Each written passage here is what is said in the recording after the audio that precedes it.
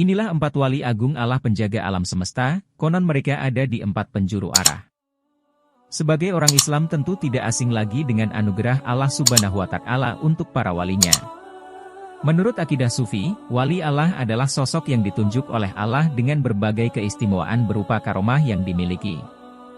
Umat Islam perlu mengenal dan memuliakan mereka karena mereka adalah intisari ulama soleh terdahulu, pimpinan ulama terkini, dan pemuka para wali.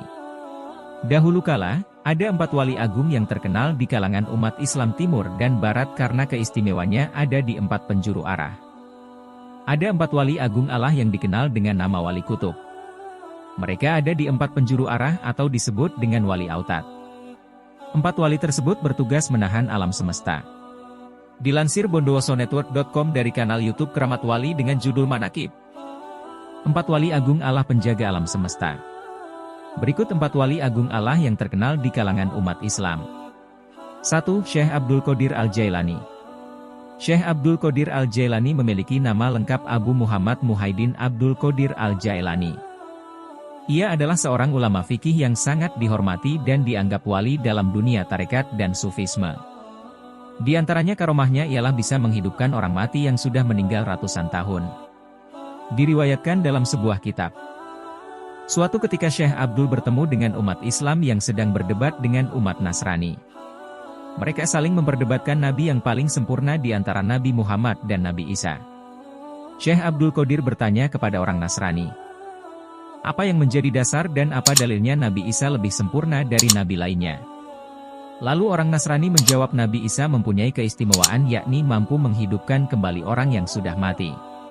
Selanjutnya Syekh Abdul Qadir membuat kesepakatan dengan orang Nasrani. Jika ia mampu menghidupkan orang yang sudah mati maka bersedia untuk mengimani Islam.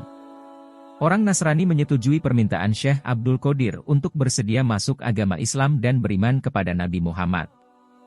Mereka bersama-sama mencari kuburan tua yang berisi mayat berusia sekitar 500 tahun. Selanjutnya di depan kuburan, Syekh Abdul Qadir mengucapkan, "Kum bi idznillah," yang artinya bangunlah kamu dengan izin Allah. Seketika itu, kuburan terbelah dua dan mayat keluar dari kuburan sambil bernyanyi. Konon, semasa hidup mayat itu adalah seorang penyanyi. Menyaksikan peristiwa aneh tersebut, orang Nasrani tersebut tercengang dan memenuhi janjinya masuk agama Islam. 2. Syekh Ahmad Arifai. Syekh Ahmad Arifai adalah seorang ulama sufi berkebangsaan Irak abad ke-6 Hijriah, 12 Masehi. Ia lahir di desa Hasan, Kegubernuran Wasit, Irak, dan meninggal di desa Ummu Ubaidah, suatu tempat yang terletak antara Wasit dan Basra. Ia dibanggakan oleh sejumlah ulama terkemuka kala itu. Di antara karomahnya ialah mencium tangan Rasulullah Shallallahu Alaihi Wasallam pada tahun 555 Hijriah. Saat itu Syekh Ahmad Arifai berumur 43 tahun beliau berangkat ke Mekah untuk melaksanakan haji. Setelah di Mekah, beliau pergi ke Madinah untuk berziarah ke makam Nabi Muhammad. Sesampainya di Madinah, Syekh Ahmad bersama para jamaah menuju ke Masjid Nabawi. Para jamaah melihat langsung bahwa Nabi Muhammad menjawab salam dari Syekh Ahmad Arifai. Syekh Ahmad Arifai berkata, "Assalamualaikum wahai datuku." Lalu muncul suara "Waalaikumsalam salam wahai anakku." Imam Arifai lalu masuk ke dalamnya dalam keadaan gemetar dan menggigil. Warna kulitnya menjadi kekuning-kuningan.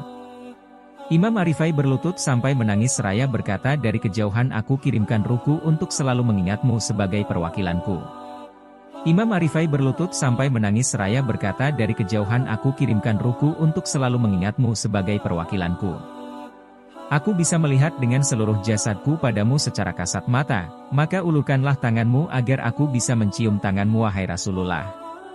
Tangan Rasulullah keluar dari makamnya, Imam Arifai langsung menciumnya dan meminta ikut melihat dan mendengar langsung karomah Imam Arifai.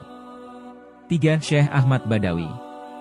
Syekh Ahmad Badawi merupakan seorang syekh yang sangat terkemuka di Jazirah Arab dan Timur Tengah. Beliau juga dikenal sebagai Al-Sayyid Al-Badawi oleh semua orang Muslim Sunni yang menghormatinya sebagai wali pada abad ke-13 di Maroko.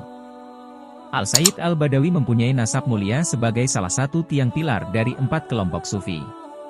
Di antara karomahnya ialah mukanya bercahaya sehingga beliau melilit wajahnya sebanyak 2 kali dengan sorban.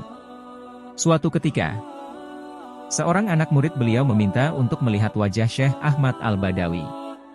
Beliau menolak permintaan muridnya. Namun atas desakan yang kuat, ia melihatkan wajahnya ke anak muridnya. Seketika itu anak muridnya meninggal dunia terkejut melihat Syekh Ahmad Al-Badawi yang bercahaya.